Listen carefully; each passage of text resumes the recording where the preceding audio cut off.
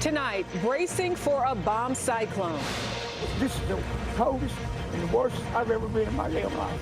The intense winter storm powering up right now, taking aim at the southeast. I'm Skylar Henry in a freezing Virginia beach. Parts of the eastern seaboard seeing blizzard conditions tonight and fast falling snow. The temperatures magnifying the danger. Millions more in a deep freeze, even Florida feeling it. I'm meteorologist Andrew Kozak. Over 200 million Americans across the country are under cold weather alerts tonight. I'll have the details. Also tonight, new anti-ice protests in Minnesota while a judge orders the release of this 5-year-old boy and his father from ICE detention.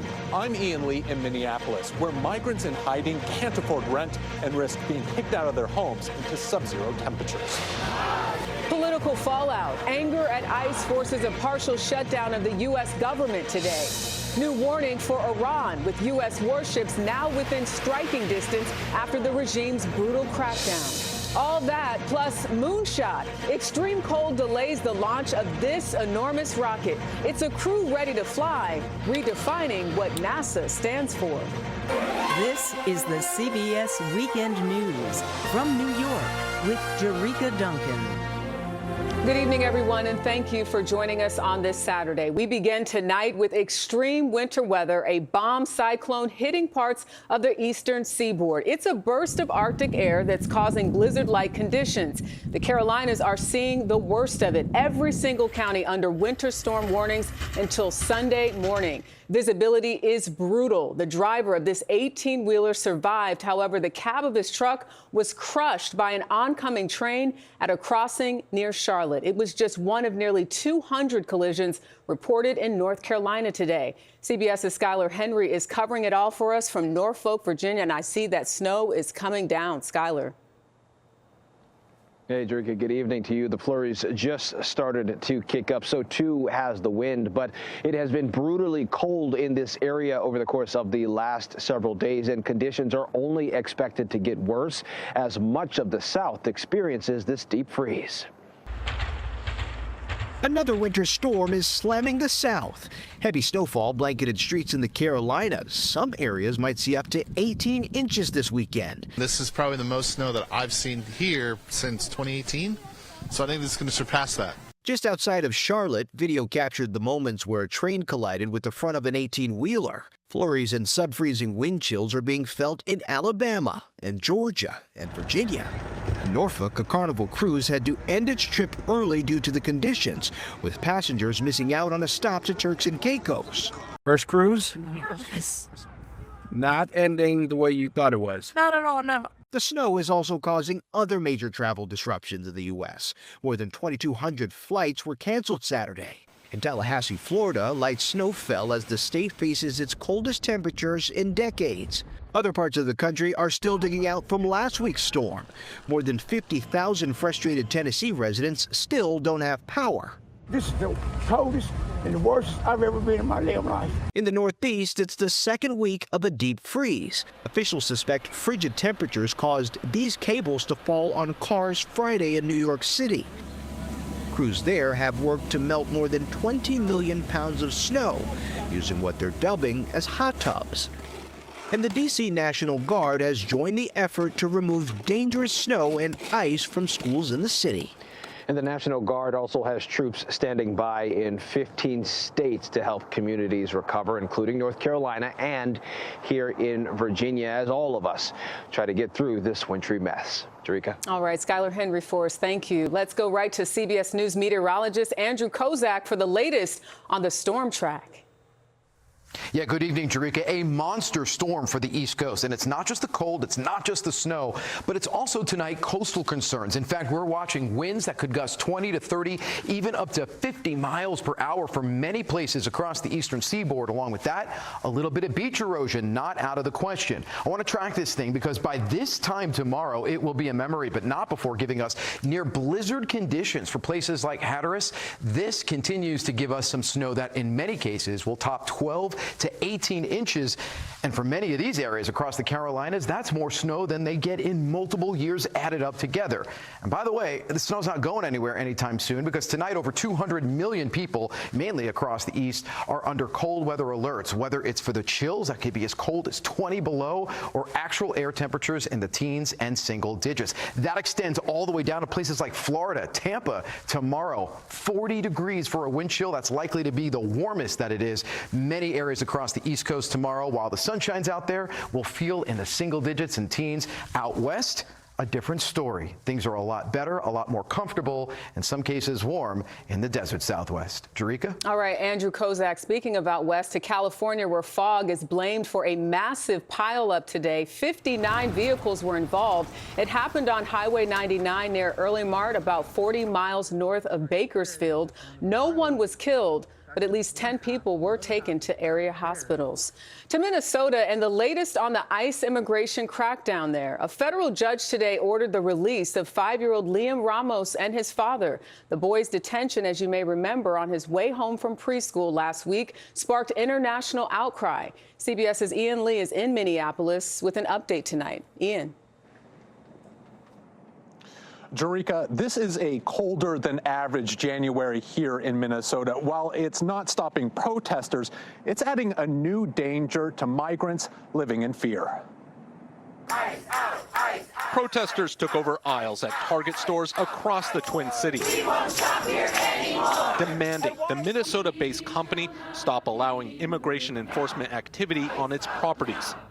Outside, in sub-zero temperatures, thousands cycled through the city in honor of Alex Preddy, the second local resident fatally shot by federal agents this month. I can't sit at home while my city is being terrorized. Today, a setback for Minnesota. A federal judge denying the state's request to block the deployment of federal agents to Minneapolis.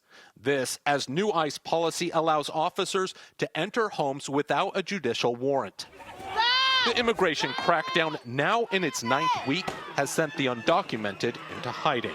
A veces tenemos que comer, a veces no. Alexander from Honduras says sometimes we have food to eat, sometimes we don't. You can't work right now then. 5 semanas de no trabajar, de no ganar $1. He says he's gone 5 weeks without work and a paycheck. He shares a home with his brother and cousin, and they rely on a local nonprofit to pay rent. Not having a safe place to live, especially in the winter here, it's life or death. Jack Kovarik is helping Alexander and says Minnesota Public Housing has issued over 40 eviction notices just this month. We're asking Governor Tim Walz for an eviction moratorium. The nonprofit relies on donations to keep people in their homes. They have enough money for now, but fear as the immigration crackdown continues, more people will need help. Jerika? Ian Lee for us tonight in Minneapolis. Thank you. Tonight, the federal government is partially shut down. Congress failed to fund some of the country's largest agencies and departments before a Friday night deadline. CBS's Caitlin Huey-Burns is at the White House with why it happened and when it could end. Caitlin. Good evening, Jerika. Well, the Senate passed a measure last night to keep the government running, but House lawmakers still have to approve it, and they don't come back to town until Monday. And at the center of all of this is the fight over funding for the Department of Homeland Security.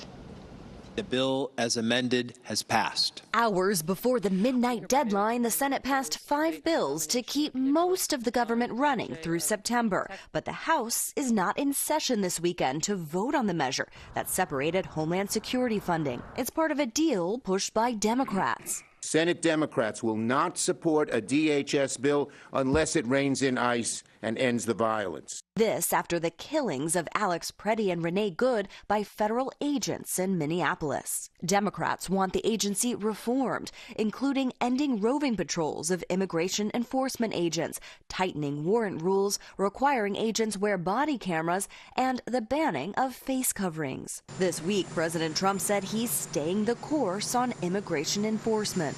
He's also now praising his DHS secretary, writing last night on social media, "I was elected on strong borders and law and order, among other things. Thank you to Secretary Kristi Noem." Some Republicans are open to reforms at Homeland Security, but also have demands of their own. I'm willing to entertain some reforms to make sure that we rein in ICE appropriately and make it more professional. But the cancer that we're dealing with is sanctuary city policy. And Caitlin, on another topic, we know the Justice Department released those more than 3 million documents as it pertains to the Epstein files. What more are we learning tonight about what's inside of them?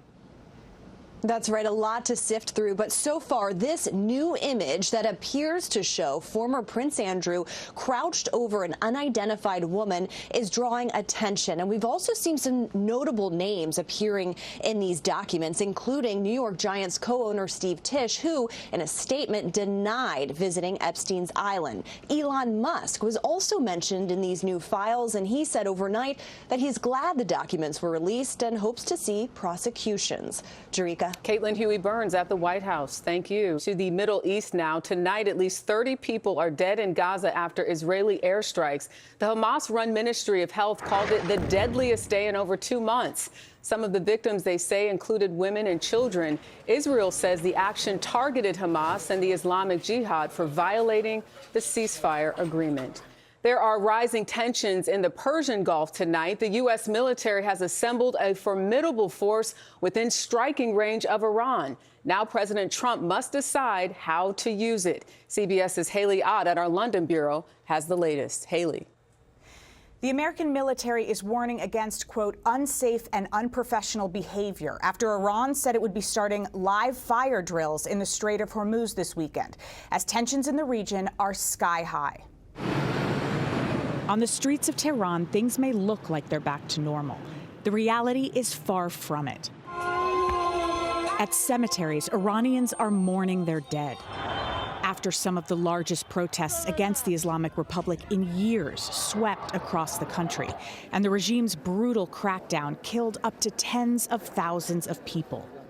If you do it, you're going to pay a price like. President Trump threatened to intervene if any protesters were killed. Now he's threatening military action if Iran doesn't negotiate over its nuclear program. To warn of the potential cost of that action, murals in Tehran put up by the government of coffins draped in American and Israeli flags. They had guns. It's a cost some protesters, like Zara, whose name we've changed to protect her identity, is willing to pay. It's like chemotherapy. Yes, if there's some bombing, of course there will be casualty, and I'm very upset to even think of it. Do you have a message to President Trump? I just want him to keep his word. Iran's president tonight, Jerika, said war is not in Iran's interest, in the interest of the wider region or the United States. Haley Ott, thank you. Tonight, the U.S. Coast Guard has called off its search for a fishing boat near Massachusetts. The Lily Jean sent out a distress call Friday morning. By nightfall, a debris field had been found, along with a body. The Lily Jean's captain and crew was featured on an episode of the History Channel show Nor'easter Men. Straight ahead on the CBS Weekend News, an historic return to the moon with a preview from CBS's Mark Strassman. And news from this California nest involving these lovebirds watched by millions worldwide.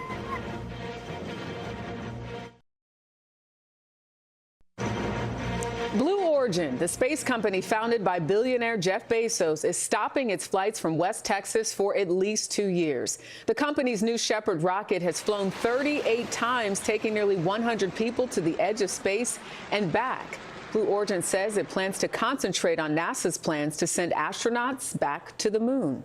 Well, extreme cold has forced NASA to reschedule its next moon mission. Tonight, the massive Artemis II rocket stands on Launch Pad 39B at the Kennedy Space Center. Like Apollo 8 in 1968, it won't land on the lunar surface. CBS's Mark Strassman on why this latest mission is considered groundbreaking. Liftoff. We have a liftoff. During NASA's first lunar era, 24 Apollo astronauts, all white American men, flew around the moon or walked on it. More than a half-century later, Commander Reed Wiseman leads an Artemis II crew that redefines what today's NASA stands for.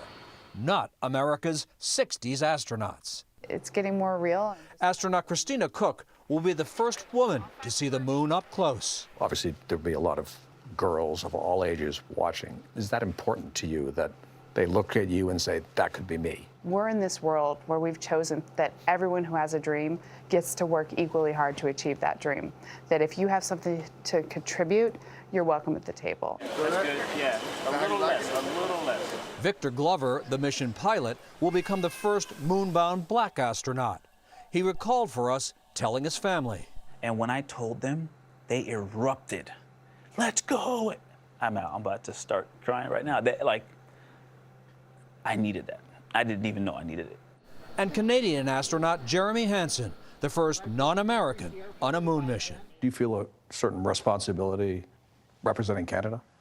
I certainly do. I guess after all these years as an astronaut, I've just come to the perspective that all I have to do in this world is just bring my best. Over 10 days, Artemis II will launch from Florida and head 250,000 miles to the moon. It's a practice run for an actual moon landing, NASA hopes, by 2028. This mission compares to another pre-landing test flight, Apollo 8 in 1968. Its crew took this iconic image, Earthrise. Cook hung it on her bedroom wall growing up. We're now back in a world where we travel to the moon. And I think that the pictures we send back will be the new norm for anyone who wants to put them on their walls in their bed. In this, NASA's second lunar era, Artemis II will be a series of firsts. Mark Strassman, CBS News, at the Kennedy Space Center. Still ahead on the CBS Weekend News, we remember a star of a hit 1970 sitcom. Stay with us.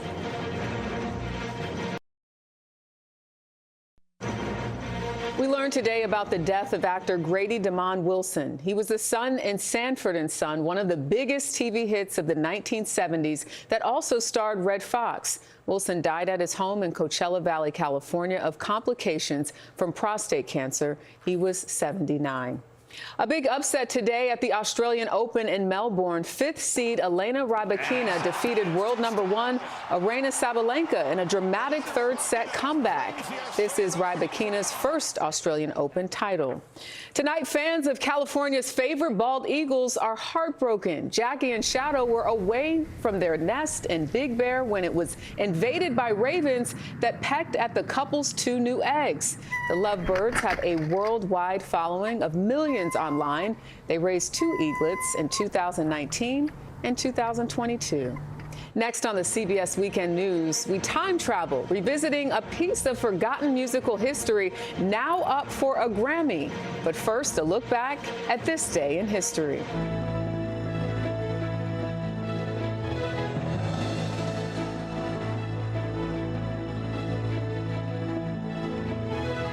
The rush of Russians into Moscow's new McDonald's this morning was so great that even the company's largest restaurant couldn't really offer fast food. The Pan American Flight 103 bombing trial ended today in Holland with a split verdict. The Scottish judges convicted one and freed the other. In our weekend journal, CBS's Max Darrow in San Francisco reports on a long-forgotten site where soul, funk, rock, and revolution collided. Along the El Camino Real in Silicon Valley, on this plot of land, you'll find hallowed ground. Here's where it all began for a pioneering American band. They were already absolutely brilliant. An after-hours music venue known as the Winchester Cathedral used to be here. In July 1967, a fire destroyed the club. 4 months prior to the blaze, a cathedral's house band played an amazing set that was recorded live. That band was Sly and the Family Stone. The tapes gathered dust for decades. Now, nearly 60 years later, The historic recording has finally been released. Really, it's the sound that's going to blow people away when they hear it. Alec Palau diligently worked to restore the old tapes and co-produced the live album. It's called The First Family, live at the Winchester Cathedral, 1967. They packed the house at this little club on El Camino Real, and luckily I was able to access a live recording, and it's sheer magic. The Grammy nomination is for Best Album Notes. Palau, an archivist and music historian, is nominated. He says the notes that he wrote will give listeners a deeper understanding of why this band was so special. Every single day, they do the evening show, they do the after-hours show, then they go back to Sly's house in Daly City and rehearse for another 3 hours in the, in the early morning. That's, the work ethic was, unparalleled. Work that's led to a recovered music treasure and a Grammy nomination. Max Darrow, CBS News, San Francisco. And of course, you can watch the Grammys right here on CBS tomorrow, beginning at 8 p.m. Eastern, and you can also stream it on Paramount+. Well, that is the CBS Weekend News for this Saturday. I'm Jerika Duncan in New York. We thank you so much for watching. Have a great night.